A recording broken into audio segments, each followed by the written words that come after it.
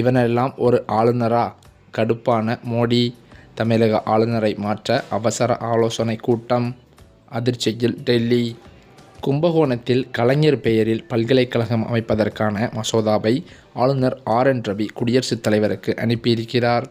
துணைவேந்தர் நியமனம், UGC விதிகள் தொடர்பான வழக்குகளை காரணம் காட்டி ஆளுநர் RN ரவி குடியரசுத் தலைவருக்கு அனுப்பியதாக கூறப்படுகிறது.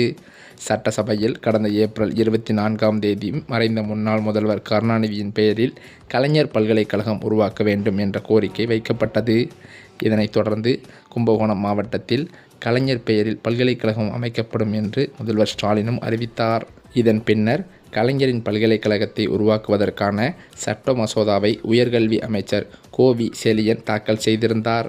அந்த சட்ட மசோதாவில் கலைஞர் பல்கலைக்கழகத்தின் வேந்தராக மாநில முதல்வர் இருப்பார். பல்கலைக்கழக தலைவராகவும் பட்டமளிப்பு விழா உள்ளிட்டவற்றில் தலைமையும் முதல்வர் இருப்பார்.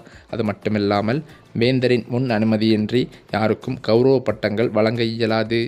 பல்கலைக்கழகத்தின் இணைவேந்தராக உயர்கல்வித்துறை அமைச்சர் செயல்படுவார்.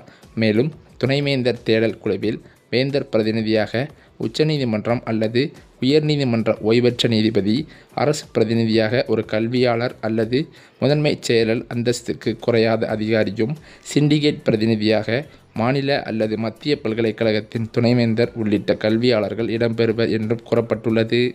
தொடர்ந்து தேடல் குழுவால் தேர்வு செய்யப்பட்டு அனுப்பப்படும் 3 பேர் பட்டியலில் இருந்து துணைவேந்தரை வேந்தர் நியமிப்பார் உள்ளிட்ட ஷரத்துகள் மசோதாவில் இருந்தன. இந்த மசோதா நிறைவேற்றப்பட்டு ஆளுநரின் ஒப்புதலுக்கும் அனுப்பப்பட்டது. இந்த மசோதா மீது எந்த முடிவும் எடுக்காமல் சுமார் 3 மாதங்களாக ஆளுநர் RN ரவி வைத்திருந்தார். இந்த நிலையில்தான் கும்பகோணத்தில் கலைஞர் பெயரில் பல்கலைக்கழகம் அமைப்பதற்கான மசோதாவை ஆளுநர் RN ரவி குடியரசுத் தலைவருக்கு அனுப்பியிருக்கிறாராம். துணைவேந்தர் நியமனம், UGC விதிகள் தொடர்பான வழக்குகளை காரணம் காட்டி ஆளுநர் RN ரவி குடியரசுத் தலைவருக்கு அனுப்பியதாகவும் கூறப்படுகிறது. இது தற்போது தமிழகத்தில் பெரும் பரபரப்பாக பேசப்பட்டு வருகிறதாம்.